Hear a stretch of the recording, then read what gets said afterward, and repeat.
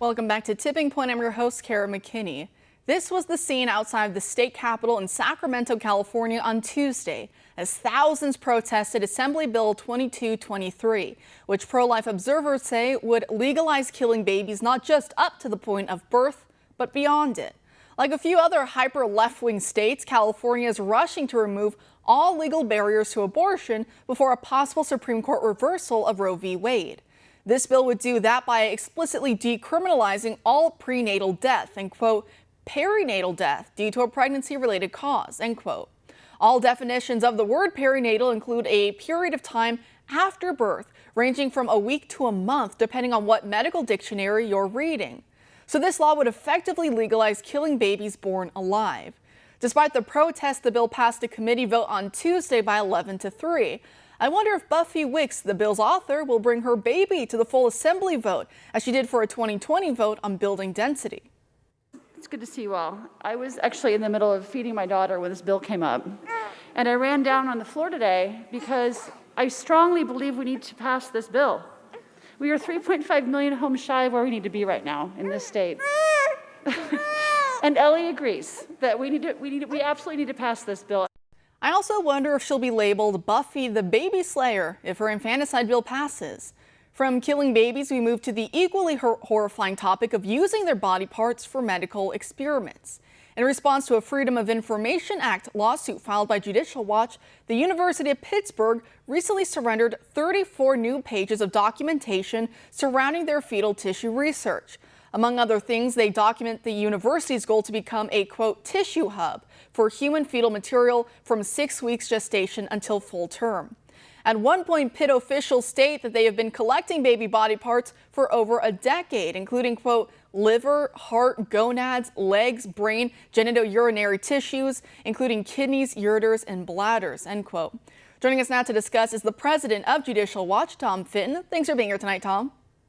Hey, you're welcome. Good to be with you again. Thank you, Karen. Great. So this is a case that we've been following very closely for months now. So when it comes to these 34 pages of newly released documents you have obtained at Judicial Watch, what have you learned? Well, I've learned that the University of Pittsburgh thought it had a partner in this barbarism with NIH. They sent a letter to Francis Collins, who headed NIH at the time, asking for his help protecting this research, which shocks the conscience of anyone who looks at it carefully. You have to remember the federal government has funded this research through various agencies, including Collins's agency. And, you know, the response from Collins is to have his staff or his staff and his agency's response is to collaborate with the University of Pittsburgh, who's upset about the accountability that came from prior Judicial Watch disclosures that exposed the chop shop operation it was running with tax dollars up there.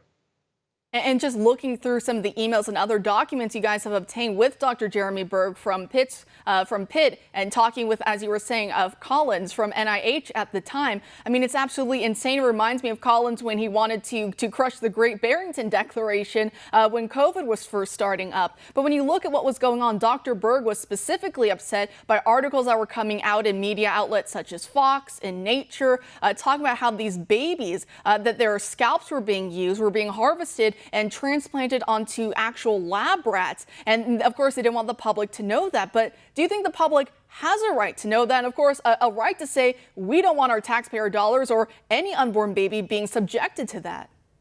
Well, they published a study, and the study was shared with Dr. Collins in the correspondence that we uncovered. So there's no plausible deniability here about what was going on. And when people can go and look at the material, it's truly horrifying. You see the hair of unborn babies that are growing on the scalps of rodents. Other documents show that our government-funded research included putting organs on, making sure organs were fresh and never frozen, putting them on ice. In the University of Pittsburgh situation, there was concern that they wanted to make sure, essentially, the organs were taken from live human beings, not just deceased unborn babies killed by abortion, but they wanted to make sure the organs were, quote, fresh. And so this is a something that ought to shock the conscience, as I said. And we have to understand the background here in terms of funding.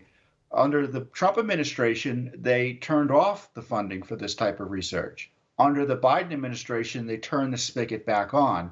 It's unclear what sort of money is going into it again, but you can see they've got supporters in the Biden administration and in the medical bureaucracy for this inhuman experimentation on unborn human beings killed through abortion.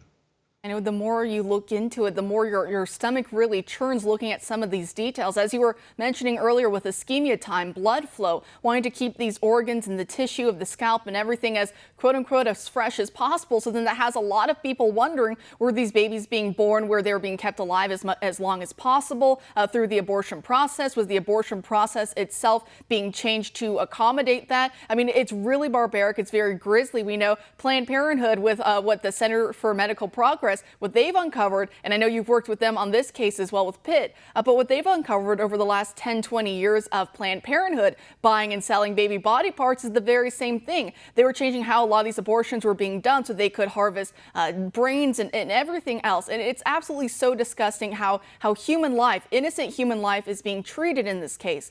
I know Pitt will say, well, we've had an investigation. They've cleared us of any wrongdoing. But then others will argue that the investigation was biased and non-independent. Do you think a real investigation should be done into the matter? I think there should be law enforcement investigations of what's going on here, not only over at Pitt, but other agencies where money is being, it looks like, paid for organs in a way that violate federal law, that prohibits getting this material, I hate to use that phrase, and profiting from it. And it's pretty clear that's what's happening here. I mean, when you see credit card receipts and cost per organ detailed in these invoices in a way that suggests you're just buying parts at an auto store, you wonder where we are as a society. And this is the sort of debate, to me, that ought to be front and center in the abortion debates, because this is what the abortion agenda and regime has wrought, which is a market for the organs of those who are victimized by abortion, the unborn.